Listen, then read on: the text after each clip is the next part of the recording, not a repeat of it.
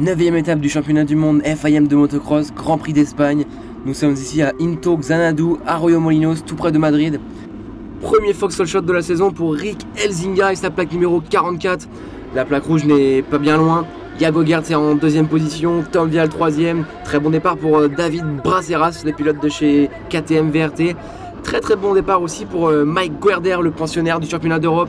Bon départ aussi pour Stefan Rubini qui pointe dans le top 10 au premier tour. Le début de cette première manche mené par Yago Gertz, suivi de Rick Elzinga. Tom Vial qui va tenter une attaque sur Mike Guerder par l'extérieur, un extérieur payant pour le pilote français. Tom Vial va devoir maintenant donc s'attaquer à Rick Elzinga. Une attaque assez osée sur l'intérieur, comme à son habitude. Tom Vial très agressif en ce début de manche. Et il va donc bénéficier de la très grosse chute de Yago Gertz sur la table après la série de vagues. Tom Vial qui va maintenant prendre la tête de la course alors que Yago Gertz repartira en 21e position. Il terminera 9e de cette première manche. Grosse discussion entre Kevin Orgmo et Rick Elzinga pour la 2e position. Stefan Rubini, lui, s'attaque maintenant à Rick Elzinga et va passer en 3e position à l'assaut de Kevin Orgmo. De son côté, l'Allemand Simon Lagenfelder fait de même et déborde par l'extérieur Rick Elzinga pour la 4e position. Et nous pouvons apercevoir la chute de Kevin Orgmo alors qu'il était en 2e position. Il repartira 5e et va donc maintenant s'attaquer à Rick Elzinga. Elzinga a un très bon début de manche, mais Kevin Orgmo était plus rapide et parvient à prendre la 4e place. Très gros duel ici entre Simon Lagenfelder et Stefan Rubini. Lagenfelder qui prend l'avantage sur le pilote français. De son côté, Thibaut Benistant, pas très bien parti, tente de passer Rick Elzinga pour prendre la 5e place et il va le faire avant la ligne d'arrivée. Toujours sous la menace, Rick Elzinga va se faire déborder par Liam Everts, le fils de Stefan Everts, pour prendre la 6e position. Michael Arup, quant à lui, a commis une petite erreur, il était 8e, il est maintenant donc en 10e position. Très grosse remontée de Yago Gertz qui finira 9e. Et c'est donc une nouvelle fois une victoire pour le français Tom Vial devant Simon Lagenfelder et Stefan Rubini.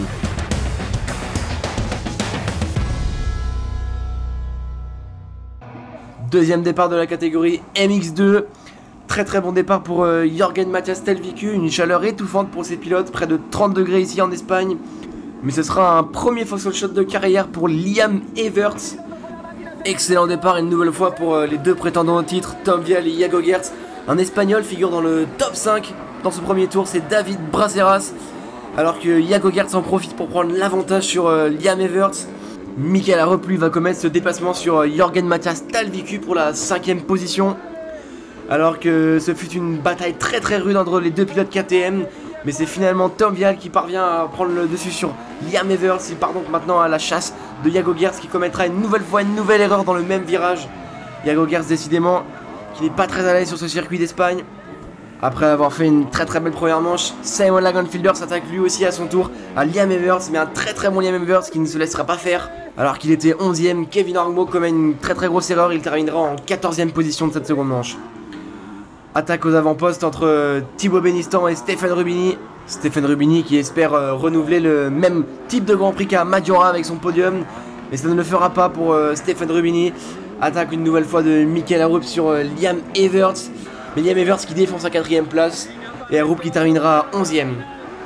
Et c'est bien donc Tom Vial qui s'impose avec un nouveau doublé cette saison. Victoire du pilote français devant Simon Lagenfelder et Yago Gertz. Au général de la journée, Tom Vial s'impose devant Simon Lagenfelder, les deux Belges, Yago Gertz et Liam Everts. Meilleure performance de carrière pour le jeune pilote belge. Au général du championnat, c'est le français qui reprend la plaque rouge à Yago Gertz. Il a maintenant 10 points d'avance sur le belge. Simon Lagenfelder complète ce podium.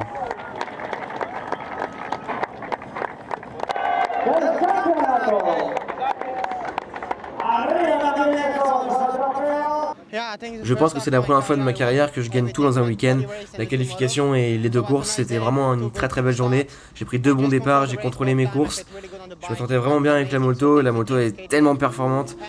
Je veux vraiment dire merci à KTM et je vous dis à bientôt en France.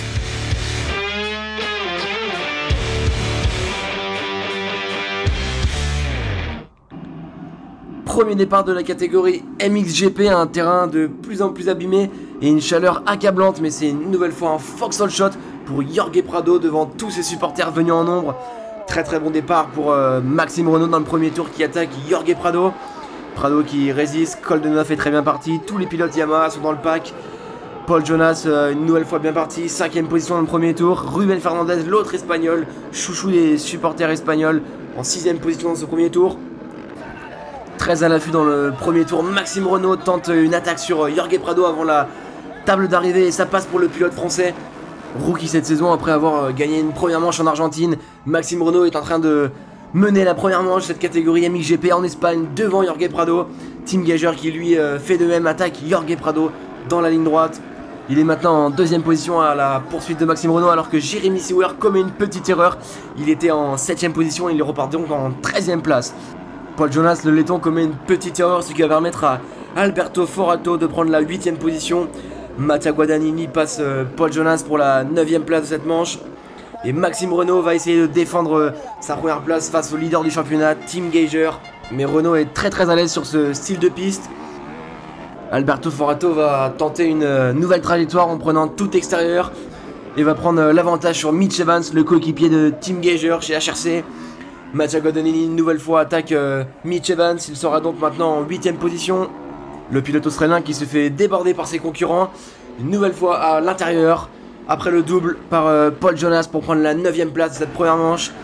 Valentin Guillot va lui aussi à son tour prendre l'avantage sur Mitch Evans après avoir fait quelques petites apparitions en Grand Prix et avoir privilégié le championnat de France élite. Mitch Evans une nouvelle fois débordé par Jeremy Seewer.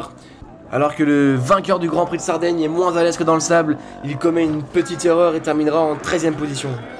Et après Tom Vial, c'est un autre Français qui s'impose, Maxime Renaux pour la 2ème fois de sa carrière en catégorie MXGP devant Tim Geiger et Jorge Prado.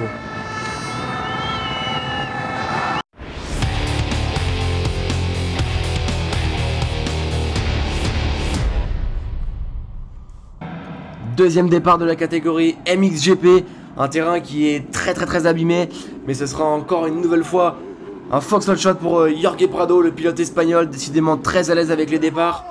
Très bon départ pour le rookie Mattia Guadagnini. Les 3 pilotes Yamaha sont dans le coup dans le top 5, ainsi que Brian Bogers, le néerlandais. Une très grosse intensité est menée par Jorge Prado dans le premier tour avec ses grosses ornières. Maxime Renaux qui prend l'avantage sur Glenn Coldenhoff.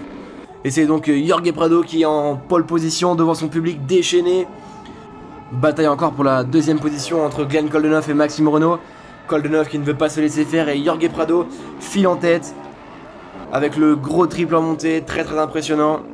On l'aperçoit au loin, Jorge Prado qui commet une petite erreur alors qu'il était en tête de la course. Le pilote espagnol repartira 8ème, mais c'est maintenant Maxime Renaux après avoir mené tous les tours de la première manche qui s'adjuge la tête de la course. Brian Bogers sous l'œil avisé de son mécanicien et en 3ème place. Tim Geiger est lui pas à 100% de ses capacités, il est toujours bloqué depuis quelques tours derrière Mattia Guadagnini en 6ème position. Pour le plus grand plaisir des supporters espagnols, Ruben Fernandez et Jorge Prado se mènent une très belle bataille au profit du pilote 114 Motorsport de Livia Lancelot. Ruben Fernandez est maintenant en 7ème. Et c'est au tour de Valentin Guillot, le très bon pilote suisse, qui va prendre l'avantage sur Jorge Prado. Prado qui finira 10ème de cette seconde manche. Mais c'est Maxime Renaux qui va s'imposer pour la première fois de sa carrière en catégorie MXGP avec un très beau doublé comme son compatriote français Tom Vial. Maxime Renaux donc prend le total de points, 50 points, devant Glenn Coldenhoff et un 2ème podium de la saison pour Brian Bogers. Geiger qui limite la casse, mais qui portera toujours la plaque rouge au Grand Prix de France. Maxime Renaux qui revient petit à petit sur Tim Geiger. Le trophée de la victoire remis à Maxime Renaux. De très bon augure pour le Grand Prix de France à domicile la semaine prochaine. Et la plaque rouge remise par Antonio Portela à Tim Geiger qui la conserve, le pilote Honda HRC.